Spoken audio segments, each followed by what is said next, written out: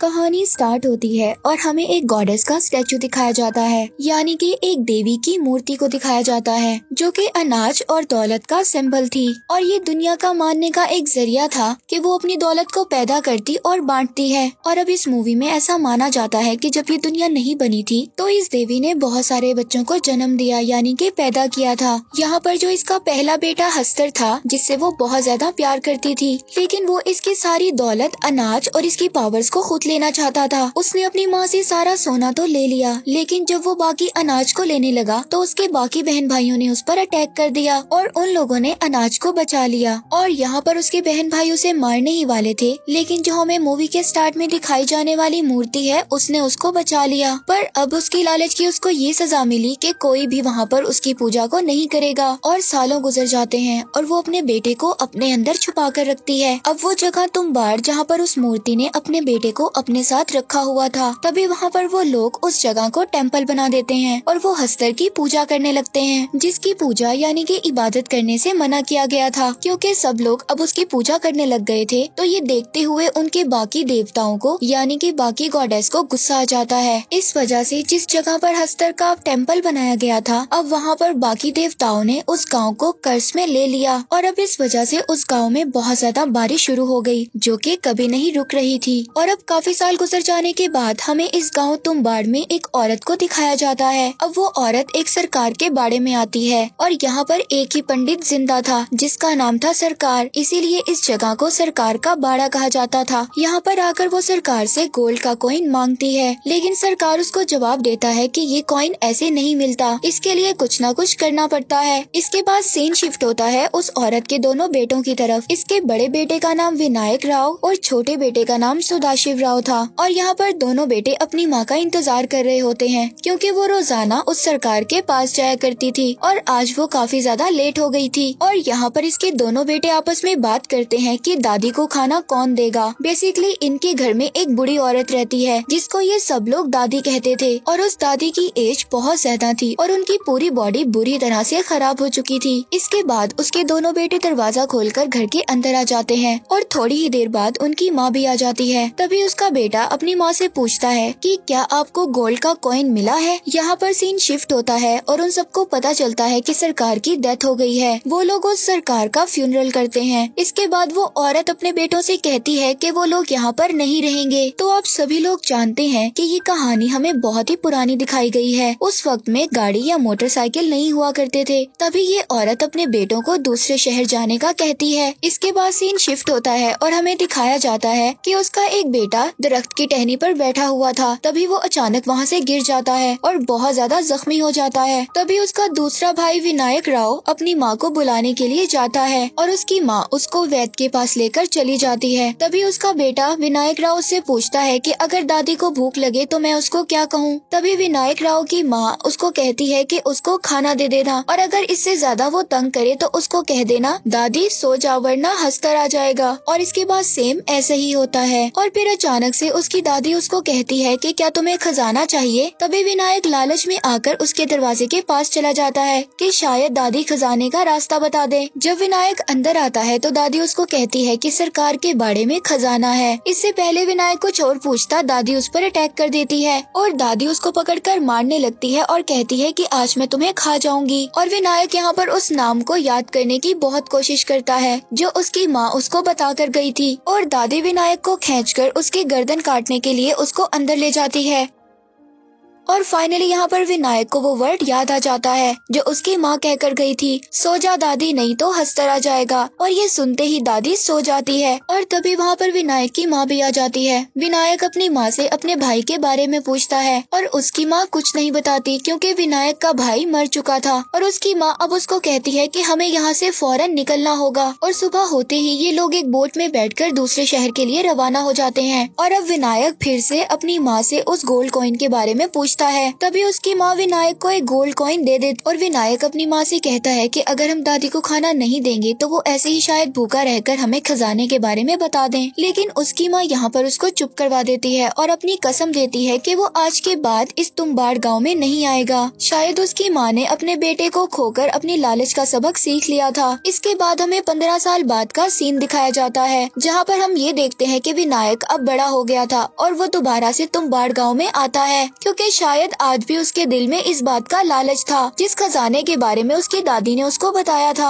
इसीलिए वो सबसे पहले अपने घर आता है और देखता है कि दादी आज भी जिंदा हैं, लेकिन उनसे एक बहुत ही बड़ा दरख्त बन गया है। और विनायक फिर से अपनी दादी से उस खजाने के बारे में पूछता है और वो कहता है कि दादी अगर आप मुझे खजाने के बारे में बता दें तो वो खजाना हम दोनों आपस में बांट लेंगे। उसकी दादी उसको कहती है कि अब मुझे कुछ भी नहीं चाहिए और अब मैं और ज्यादा जीना नहीं चाहती। तर अपनी दादी से डील करता है कि आप मुझे खजाने के बारे में बता दें और मैं आपको आपकी जान से आजाद कर दूंगा। तभी उसकी दादी उसको बताती है कि कई साल पहले की बात ही है कि मैं कुएं में उतरने में माहिर थी और अब फाइनली विनायक को पता चल जाता है कि खजाना कुएं में है और अब वो उस जगह का भी पता लगा लेता है कि जिस जगह पर वो कुआं था और वो उस कुएं में उतरने की प्रैक्टिस भी कर लेता है। लेकिन वहाँ से खजाना कैसे लाना है ये बात उसको अभी भी पता नहीं चलती। और फिर विनायक दोबारा दादी के पास आता है और दादी उसको सारा राज बता देती है। इसके बाद विनायक दादी समेत अपने घर को आग लगा देता है क्योंकि उसने दादी से वादा किया था। और अब जब वो एक गोल्ड की कॉइन को लेकर अपने घर वापस आता है तो देखता है कि उसकी बीवी ने एक छोटा सा कारोबार शुरू किया है। वो अनाज पीस कर बेचती है और यहाँ पर विनायक अपनी बीवी को कहता है कि मैं तुम्हें रानी बना दूंगा।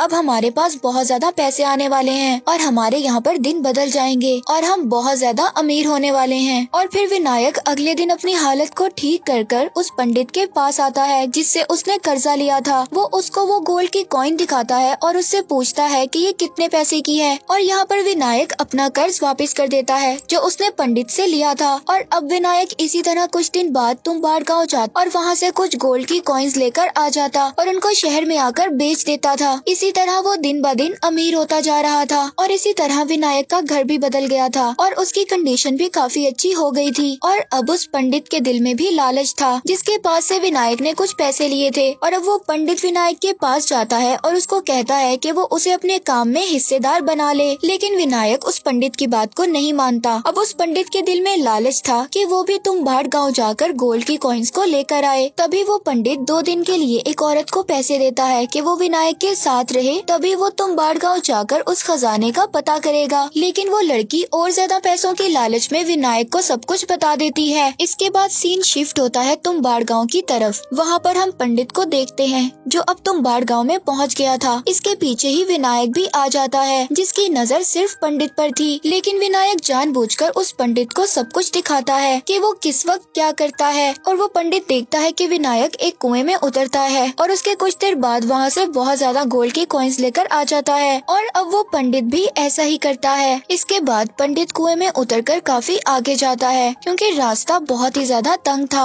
और इस कुएं की दीवारें रेड कलर की थी और यहाँ पर साफ महसूस हो रहा था कि कोई सांस ले रहा है। और यहाँ पर पंडित एक छोटे से ट्रंक को देखता है। जब वो खोलता है तो उसमें एक छोटी सी आटे की गुड़िया निकलती है। वो जब उस गुड़िया को पकड़ता है तो तभी हस्तर को अनाज की खुशबू आ जाती है।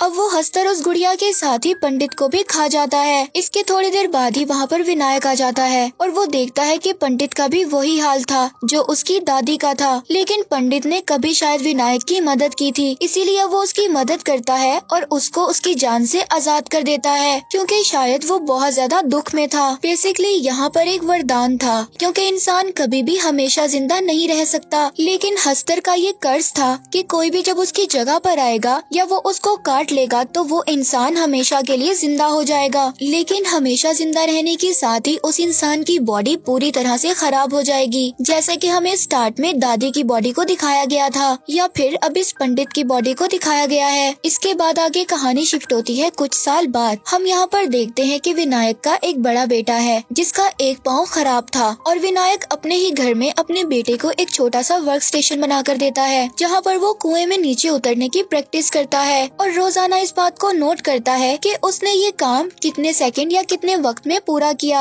और अब यहाँ पर गवर्नमेंट ने उस गांव को अपने अंडर लेने का फैसला कर लिया था। और अब जब ये बात विनायक को पता चलती है तो वो बहुत ज्यादा परेशान हो जाता है कि अब वो कैसे वहाँ पर जाकर गोल्ड की कॉइन्स को लेकर आएगा, क्योंकि विनायक अब बूढ़ा होता जा रहा था। इसीलिए अब वो अपने बेटे को इस चीज की ट्रेनिंग देना स्टार्ट करता है। और अब विनायक अपने बेटे को लेकर तुम्बाड़ गाँव आ जाता है और उसको यहाँ पर लाकर आटे की गुड़िया बनाना भी सिखाता है और कहता है कि तुम आटे की गुड़िया में थोड़े से पत्थरों को भी शामिल कर देना, क्योंकि हस्तर खाते हुए काफी टाइम लगाएगा और चोरी करने में भी वक्त मिल जाएगा। अब विनायक और उसका बेटा जब कुएं के अंदर जाते हैं तो विनायक का बेटा अपने पास गलती से एक आटे की गुड़िया को रख लेता है, जिसे देखकर हस्तर वहाँ पर फौरन आ जाता है। इसके बाद विनायक और उसका बेटा ऊपर आ जाते हैं और विनायक अपने बेटे को डांटता है, लेकिन विनायक के बेटे ने वहाँ से एक गोल्ड की कॉइन्स को उठा लिया था। इसके बाद विनायक का बेटा कहता है कि हम हस्तर को एक ही गुड़िया देते हैं, अगर इसी तरह हम हस्तर को बहुत ज्यादा आटे की गुड़िया दें तो वो उनको खाने में बिजी हो जाएगा और हम बहुत सारा गोल्ड वहाँ से ला सकते हैं। और फिर अगले दिन विनायक और उसका बेटा अपने प्लान पर इम्प्लीमेंट करते हैं। इसके बाद विनायक और उसका बेटा बहुत ज्यादा आटा लेकर तुम्बाड़ गाँव की तरफ चले जाते हैं और वो दोनों उस कुएं के बाहर बैठकर बहुत ज्यादा गुड़िया बनाते हैं। और अब वो जैसे ही कुएं में उतरते हैं वो ट्रंक के इर्द गिर्द आटे का घेरा बना देते हैं, जिसकी वजह से हस्तर उनके करीब नहीं आ सकेगा और वो बहुत सारी गुड़िया को वहाँ पर फेंक देते हैं। और वो जैसे ही इन गुड़िया को फेंकते हैं तो जितनी ज्यादा गुड़िया होती हैं वहाँ पर उतने ज्यादा हस्तर आ जाते हैं, लेकिन जो उन लोगों ने आटे का दायरा बनाया था उसके पास हस्तर नहीं आ सकता था, क्योंकि उसका रीजन ये था कि हस्तर ने अपनी माँ से सारी दौलत ले ली थी, लेकिन जब वो अनाज लेने लगा था तो उसके भाइयों ने उस पर अटैक कर दिया था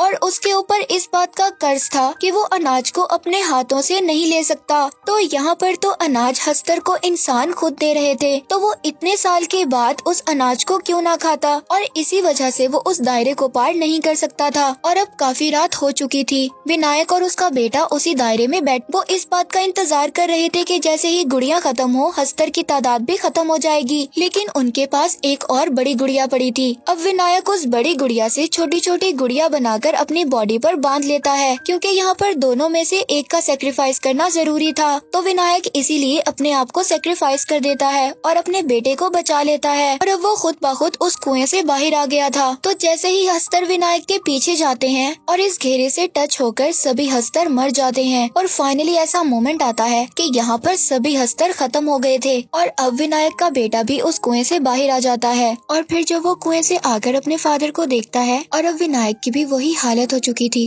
जो कि उसकी दादी और उस पंडित की थी। और यहाँ पर वो अपने बेटे को गोल्ड की कॉइन्स की एक थैली देता है। विनायक अपने बेटे से कहता है कि तुम्हें यही सब चाहिए था, लेकिन तभी विनायक के बेटे को उसकी कही हुई बात याद आती है कि हमें ऐसी जिंदगी का क्या फायदा, हम हस्तर के वरदान से जिंदा तो हो जाएंगे लेकिन ऐसी जिंदगी का क्या फायदा जो बहुत ज्यादा दुख और तकलीफ में हो। और यहाँ पर यही सब सोचकर वो अपने फादर की बॉडी को जला देता है। और इस मूवी से हमें ये मॉरल मिलता है, ग्रीड इज अ कर्स, लालच बुरी बला है। और यहीं पर मूवी एंड हो जाती है।